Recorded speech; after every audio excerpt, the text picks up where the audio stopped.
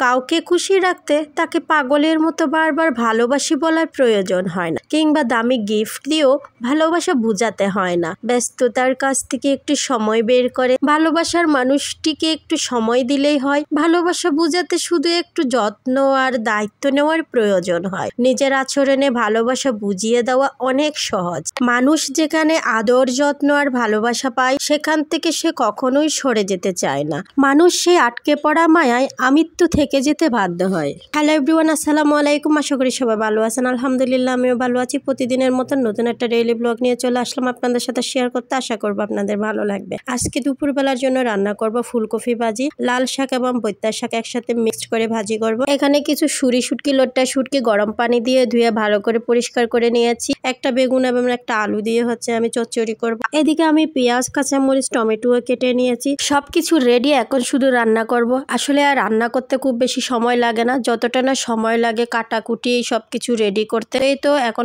চুলায় কড়াই বসিয়ে দিলাম। পরিমাণ মতো তেল দিয়ে পেঁয়াজ কুচি, কাঁচামরিচ কুচি ভেজে নিয়েছি। এখন আমি শুটকিগুলো একটু ভেজে নিব। অনেকে আছে শুটকি খুব পছন্দ করে, কিন্তু একটু গন্ধের জন্য খেতে চায় না। তারা অবশ্যই একটু তেলের মধ্যে শুটকিগুলো ভেজে তারপর রান্না করবেন। দেখবেন শুটকিগুলো আর গন্ধ লাগবে না, বরং খেতে আরো বেশি মজা লাগে। এখন আমার শুটকিগুলো ভাজা হয়ে গেছে।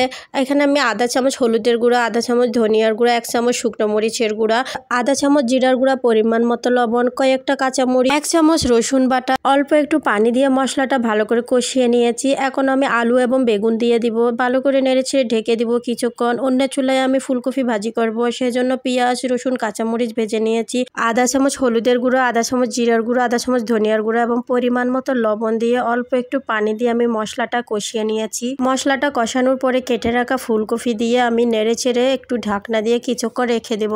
ফুলকপি ভাজি করতে আমার খুবই ভালো লাগে। খুবই অল্প সময়ের মধ্যে সহজে ভাজিটা করা যায়। একটু পানি দিতে হয় না, জাস্ট অল্প মশলা দিয়ে একটু নেড়ে চেড়ে বসিয়ে দিলে ফুলকপিটা হয়ে যায়। শীতকালে সবচেয়ে জনপ্রিয় একটা সবজি হচ্ছে ফুলকপি। ফুলকপি ভাজি, ভর্তা কিংবা মাছ দিয়ে রান্না করুক, যে যেভাবে রান্না করুক না কেন, ফুলকপির রেসিপিগুলো কিন্তু খুবই মজা হয়। ফুলকপির যে কোনো রেসিপি ছোট বড় সবাই খুব পছন্দ করে। ডিম দিয়ে ভাজি করলে, রুটি পরোটা দিয়ে খেতে খুবই মজা লাগে। আবার মাছ দিয়ে রান্না করলে ভাত দিয়ে খেতে বেশি মজা লাগে। যাই হোক, এদিকে আমি ফুলকপিটা একটু নেড়ে চেড়ে দিয়ে একটা ডিম দিয়ে দিলাম। তারপরে ওর ধনেপাতা দিয়ে নামিয়ে নেব।